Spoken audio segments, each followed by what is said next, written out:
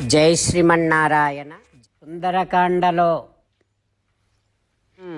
సీతనే అగ్నిని కాల్చగలదు, సీతమ్మనే అగ్నిని కాల్చగలదు, కానీ నతాం అగ్ని ప్రదక్ష్యతి, అగ్ని సీతమ్మను కాల్చలేదు.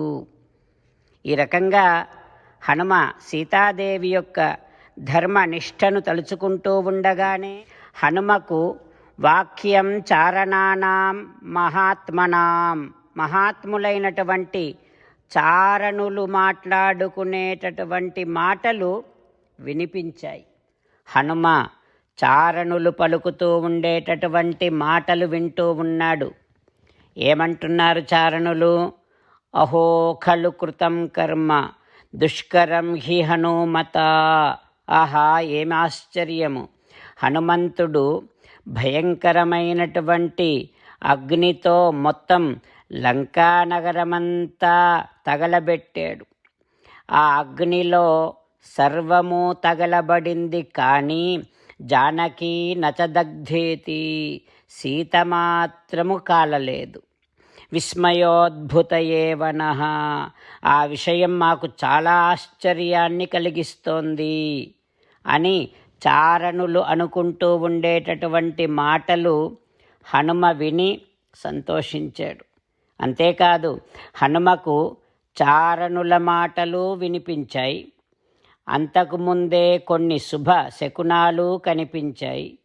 అంతకంటే ఎక్కువ హనుమకు సీతమ్మలోనూ శ్రీరామచంద్రునిలోని కళ్యాణ గుణముల మీద మహావిశ్వాసము ఉండటం వలన హనుమాన్ అభవత్ ప్రీతమానసః, హనుమంతుని యొక్క మనస్సు ఇప్పుడు ఆనందంగా ఉంది. ఇక సీతమ్మకు ఏమీ కాలేదు అని తెలవగానే మళ్ళీ ఒక్కసారి పునరేవ దృష్ట్వా ప్రతి ప్రయాణాయ మతిం చకార, సీతమ్మను దర్శించి అప్పుడు తిరిగి ప్రయాణము చేస్తా అని నిర్ణయించుకున్నాడు హనుమ. అమ్మ దగ్గరికి వెళ్ళాడు హనుమ. ప్రణామము చేసి, అమ్మా, నా అదృష్టం బాగుంది తల్లి, నీకు ఏ ఆపద కలగలేదు, చాలా సంతోషంగా ఉంది తల్లి అని ఇక హనుమ తిరుగు ప్రయాణానికి సిద్ధపడుతూ ఉంటే హనుమను సీతమ్మ జాలిగా వీక్షమానా పునః పునః, మాటి మాటికి చూస్తూ సీతమ్మ ఈ రకంగా అంటుంది. హనుమా, శత్రు సంహారము చేయగలిగినటువంటి ఓ హనుమా, నాకు తెలుసయ్యా, నువ్వొక్కడివే ఇక్కడి వారినందరినీ సంహరించి నన్ను రామునికి అప్పగించగలవు. కానీ అది నీకు మాత్రమే కీర్తిని కలిగిస్తుంది, కానీ రామునికి కాదు కదా. అందుకని నువ్వు వెళ్ళి నా రాముడు ఇక్కడికి వచ్చేటట్టుగా ప్రయత్నం చెయ్యి. నా రాముడు ఇక్కడికి వచ్చి శరైస్తూ సంకులాం కృత్వా, ఈ లంకనంతటినీ తన బాణములతో చెండాడి చీకాకు పరిచి అప్పుడు నన్ను తీసుకొని పోవాలి. అట్లా రాముడు చేస్తేనే బాగుంటుంది కదా అని సీతమ్మ అనగానే హనుమ సీతమ్మకు నమస్కరిస్తూ ఈ రకంగా అంటూ ఉన్నాడు. అమ్మా సీతమ్మ, రాముడు తప్పకుండా వస్తాడు తల్లి, త్వరలో వస్తాడు తల్లి, సకల వానర సైన్యముతో వస్తాడు తల్లి. నువ్వు అనుకున్నట్టుగానే ఈ లంకా నగరాన్నంతటినీ శ్రీరామచంద్రుడు తన బాణములతో చీల్చి చెండాడి నీ దుఃఖాన్ని పోగొడుతాడు తల్లి, నిన్ను కాపాడుకుంటాడమ్మా అని హనుమ సీతమ్మను ఓదార్చి ప్రణామము చేసి స్వామి సందర్శనోత్సుకః, రామచంద్రుణ్ణి దర్శించాలి అనేటటువంటి ఉత్సాహములో, కోరికతో అరిష్టము అనేటటువంటి పర్వతాన్ని ఆంజనేయుడు అధిరోహించాడు. రామచంద్రులను మనసారా ధ్యానము చేస్తూ పరమదయాళువు పరమశివుడు చెప్పిన పరమపావన రామనామాన్ని చెబుతూ మనము రామనామ గానము చేస్తూ ఉంటే అదిగో సీతారామచంద్రులు, పార్వతీ పరమేశ్వరులు, ఆంజనేయస్వామి సకల దేవతలు, పితృదేవతలు, మహర్షులు, ఆచార్యులు, భాగవతోత్తములు అందరూ మనని చూసి ఆనందముతో అనుగ్రహిస్తున్నటువంటి దృశ్యాన్ని భావన చేస్తూ నోరారా రామనామగానము చేద్దాం. రామ రామ దశరథ రామ, రామ రామ దశరథ రామ, హే హే రాజా రామ, హే హే రాజా రామ, హే హే సీతారామ, హే హే సీతారామ. జై శ్రీమన్నారాయణ. భక్తులకు ప్రత్యేకమైనటువంటి విజ్ఞాపన. మీకు అన్ని విషయాలలో వెంటనే మంచి ఫలితాలు రావాలి అనంటే ప్రతిరోజు 1 నిమిషం వెచ్చించి నారాయణాస్త్రాన్ని చదవండి. ఇక మీకు తిరిగే ఉండదు. నారాయణాస్త్రాన్ని పొందడానికి మీరేం చేయాలంటే నారాయణాస్త్రం అనే వెబ్సైట్కి వెళ్ళి మీ పేరు, మీ ఈమెయిల్ ఇస్తే మీ ఈమెయిల్కి నారాయణాస్త్రం PDF వస్తుంది. అందులో ఒక రామాయణ శ్లోకం, ఒక గీతా శ్లోకం, ఒక విష్ణునామం ఉంటాయి. ఆ మూడింటిని కలిపి నారాయణాస్త్రం అంటాం. ప్రతి ఒక్కరికి వేరువేరు శ్లోకాలను ఇస్తున్నాం. ఆ రకంగా ఎవరి శ్లోకాన్ని వారు ప్రతిరోజు తప్పనిసరిగా చదవటం వలన ప్రతిరోజు ప్రతి 24,000 భక్తులతో ఒకసారి సంపూర్ణ రామాయణ పారాయణ, 33 సార్లు శ్రీమద్ భగవద్గీత పారాయణ, 24 సార్లు శ్రీ విష్ణు సహస్రనామ స్తోత్ర పారాయణ జరుగుతుంది.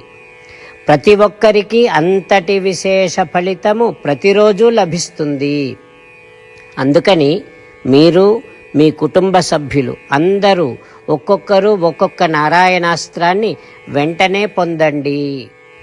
జై శ్రీమన్నారాయణ. శ్రీమద్ భగవద్గీత సారాంశముగా 18వ అధ్యాయములో 65 నుంచి 69 శ్లోకముల ద్వారా శ్రీకృష్ణ భగవానుడు మనందరినీ ఒక 8 పనులు చేయమని చెబుతూ పరమాత్మ ఈ రకంగా అంటూ ఉన్నాడు. ఎవరెవరైతే నేను చెప్పిన ఈ 8 పనులు చేస్తారో వారందరూ నాకు చాలా ఇష్టమైన వారవుతారు. అప్పుడు వారిని నేను సకల పాపముల నుండి, సకల దుఃఖముల నుండి విముక్తులను చేసి నా అంతటి వారిగా చేసుకుంటా, తరగని ఆనందాన్ని అనుభవింపచేస్తా. నిజమే చెబుతున్నా, ప్రమాణము చేసి చెబుతున్నా అంటూ సాక్షాత్తుగా దేవదేవుడైన శ్రీమన్నారాయణుడైన శ్రీకృష్ణ భగవానుడే మనను ఈ 8 పనులు చేయమని చెబుతూ ఉన్నాడు కనుక, హో శ్రీమన్నారాయణ, కరిష్యే వచనం తవ, తప్పకుండా చేస్తా, నువ్వు చెప్పినట్టే చేస్తా అంటూ మనం ప్రతిరోజు దేవదేవుడైన శ్రీమన్నారాయణుడికి ఈ రకంగా మాట ఇద్దాం. హో శ్రీమన్నారాయణ, నువ్వు చెప్పినట్టే నేను నిన్నే సంతతము ధ్యానము చేస్తూ ఉంటా. హో శ్రీమన్నారాయణ, నువ్వు చెప్పినట్టే నేను నీ భక్తుడిగానే ఉంటా. హో శ్రీమన్నారాయణ, నువ్వు చెయ్యమన్నట్టే నేను నా విధులను, కర్తవ్యాలను నీ సేవగా, నీ తృప్తి కోసమనే సక్రమంగా నిర్వర్తిస్తూ ఉంటా. హో శ్రీమన్నారాయణ, నువ్వు చెప్పినట్టే నేను నీవాడిని అనే మహావిశ్వాసాన్ని సంతతము కలిగి ఉంటూ నా హృదయములో నీకే నమస్కరిస్తూ ఉంటా.